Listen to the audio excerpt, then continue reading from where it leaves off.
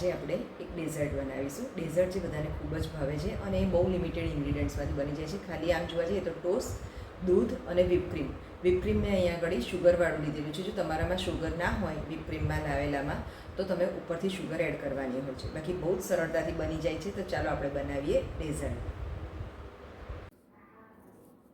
તો ફ્રેન્ડ્સ, આપણે જે આજે પુડિંગ બનાવવા જઈ રહ્યા છે એની માટે મેં અહીંયા લીધું છે 1 કપ દૂધ લીધું છે, 2 ટેબલ સ્પૂન કોકો પાવડર લીધો છે. આપણે જે રસ્ક આવે છે રેગ્યુલર એ રસ્ક લીધેલા છે, 10 નંગ છે. કોફી છે અને વ્હીપ ક્રીમ છે, એ આપણે 2 કપ લઈશું વ્હીપ ક્રીમ. તો ચાલો બનાવવાનું સ્ટાર્ટ કરીએ. સૌથી પહેલાં આપણે દૂધ ગરમ મૂકીશું. દૂધમાં 2 ચમચી ખાંડ નાખીશું અને એને ગરમ થવા દઈશું. આ રીતે આપણે રૂમ ટેમ્પરેચર પર લાવી અને વ્હીપ ક્રીમ લેવાનું છે. આ 1 બાઉલ લીધો છે. આ રીતે આપણે બીજો બાઉલ પણ વ્હીપ ક્રીમ લઈ લઈશું. એની કન્સિસ્ટન્સી આવી લિક્વિડ હોવી જોઈએ. એ ટાઈપનું થાય ત્યાર પછી જ એને લેવાનું છે. આ 2 બાઉલ વ્હીપ ક્રીમ લઈ લીધેલું છે મેં. હવે આપણે એમાં કોફી પાવડર એડ કરીશું. અહીંયા આપણે 1 ટીસ્પૂન કોફી પાવડર એડ કરીશું. અહીંયા મારે કોફીનો ફ્લેવર આપવો છે એટલે મેં કોફી પાવડર એડ કર્યો છે. તમારે જો કોઈ બીજો ફ્લેવર આપવો હોય તો તમે અંદર સ્ટ્રોબેરી પલ્પ કે વેનીલા એસેન્સ કે ગમે તે એડ કરી શકો છો. મારે અહીંયા કોફી ફ્લેવર આપવો છે એટલા માટે મેં અહીંયા કોફી એડ કરી છે. હવે આપણે આને વિસ્ક કરી લેવાનું છે. મારી પાસે હેન્ડ વિસ્કર છે એટલે હું એનાથી કરીશ. આ રીતે એને આપણે બરાબર વિસ્ક કરી લેવાનું છે કે જ્યાં સુધી એનું ટેક્સચર આપણને જે વ્હીપ ક્રીમનું ટેક્સચર હોય એવું ના આવે ત્યાં સુધી આપણે એને મેન્યુઅલી વિસ્ક કર્યા કરશે. એની થોડી થીક થઈ છે, હજુ પણ આપણે એને બીટ કરવાનું છે. આ રીતે આપણે એને પ્રોસેસ થોડો લાંબો ચાલશે કારણ કે આ મેન્યુઅલ છે એટલા માટે. શકો છો અત્યારે આપણે વ્હીપ ક્રીમની ફ્લફી કન્સિસ્ટન્સી થઈ ગઈ છે. હજુ થોડીક વાર આપણે એને બીટ કરવું પડશે. તમે જોઈ શકો છો આપણા વ્હીપ ક્રીમની અહીંયા ઘડી આપણે આવી જ કન્સિસ્ટન્સી રાખવાની છે. એને એકદમ પેલો સ્ટીકી થઈ જાય એવી રીતે નથી રાખવાનું. આપણે આવું સેમી લિક્વિડ જેવી જ કન્સિસ્ટન્સી રાખવાની છે. હવે આપણે આને 5 મિનિટ માટે ફ્રીઝમાં રેસ્ટ આપી દઈશું. હવે આપણું વ્હીપ ક્રીમ સેટ થઈ રહ્યું છે ત્યાં સુધી આપણે જે દૂધ ગરમ કર્યું હતું 2 ચમચી ખાંડ નાખીને એ પણ ગરમ થઈ ગયું છે. હવે આપણે એમાં કોકો પાવડર જે લીધેલો હતો તે એડ કરી દઈશું અને એને પ્રોપર મિક્સ કરી લઈશું કોકો પાવડરને. તમે જોઈ શકો છો આપણો કોકો પાવડર એકદમ સરસ મિક્સ થઈ ગયો છે. હવે આને ઉકળવા દઈશું.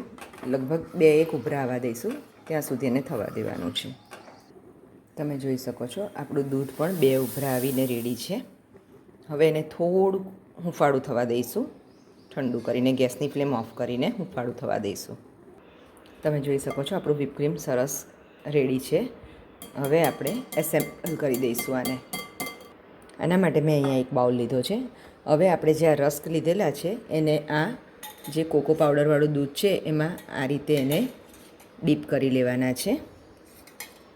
આ રીતે એને કોકો પાવડરવાળા દૂધથી એકદમ કોટ કરીને સરખા અંદર પ્રોપર પલળવા દેવાના છે અને ત્યારબાદ એને કાઢી અને આ પ્લેટમાં મૂકવાના છે.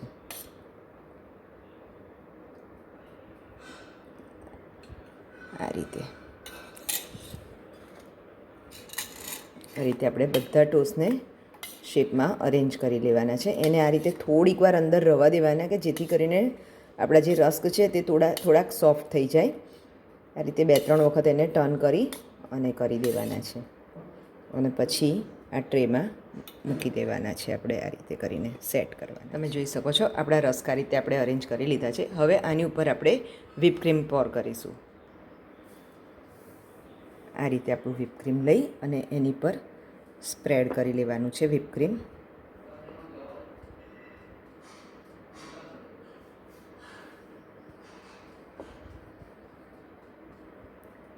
પ્રોપરલી એને સ્પ્રેડ કરી અને કવર કરી લેવાના છે બધા રસ્કને આપણે. તમે જોઈ શકો છો આ રીતે આપણે એને કવર કરી લીધું છે. હવે ફરી 1 લેયર આપણે રસ્કનું પાછું આ કોકો પાવડરવાળા મિલ્કવાળું એડ કરીશું. એની ઉપર કરીશું એક લેયર. આપણે રસ્કનું લેયર કરી લીધું છે. હવે આપણે ફરી એની ઉપર વ્હીપ ક્રીમનું લેયર કરી લઈશું.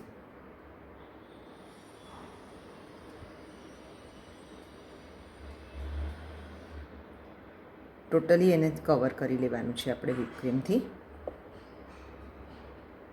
અહીંયા મેં વિપક્રીમની કન્સિસ્ટન્સી તમે જોઈ શકો છો. આ જ રીતે આપણે રાખવાની છે. આને પછી આપણે ઠંડુ કરવા જ્યારે ફ્રીઝમાં મૂકીશું ત્યારે પ્રોપર એકદમ કન્સિસ્ટન્સી આવી જશે અને પુડિંગ જેવું લાગશે. તો નાના બાળકોને ને મોટાને બધાને ખાવામાં ખૂબ જ મજા આવશે. જ્યારે આ સેટ થઈ જશે પ્રોપરલી તો બધા ખૂબ જ ભાવશે એમને. અને આ જ્યારે ગરમીમાં તમે ઠંડુ ઠંડુ આવી રીતે આપો બાળકોને તો ખૂબ જ ખુશ થઈને ખાય. તો ફ્રેન્ડ્સ, આપણું આ પુડિંગ રેડી છે. હવે આપણે એને 2 કલાક ફ્રીઝમાં સેટ થવા માટે મૂકીશું. ત્યારબાદ આપણું આ રેડી થઈ જશે. એકચ્યુઅલી અહીંયા આગળ મારી પાસે સ્ક્વેર બાઉલ છે એટલે થોડુંક શેપ નથી આવ્યો. બાકી જો રેક્ટેંગલ બાઉલ હોય અથવા તો સ્ક્વેર બાઉલ હોય તો બહુ જ સરસ આનો શેપ આવે છે અને એકદમ એટ્રેક્ટિવ લાગે છે. હવે આની ઉપર આપણે કોફી પાવડર સ્પ્રિંકલ કરી અને એને ફ્રીઝમાં સેટ થવા માટે મૂકીશું. જોઈ શકો છો આપણું સરસ મજાનું પુડિંગ એકદમ રેડી છે. એ સ્વાદમાં ખૂબ જ ટેસ્ટી લાગે છે અને નાના બાળકોને ખૂબ જ ભાવશે. આટલી ગરમીમાં ઠંડુ ઠંડુ ખાવાની બધાને ખૂબ જ મજા આવશે. તો તમે પણ તમારા ઘરે ચોક્કસથી ટ્રાય કરજો અને મારી ચેનલને લાઇક, શેર અને સબસ્ક્રાઈબ કરવાનું ના ભૂલશો. Thank you for watching.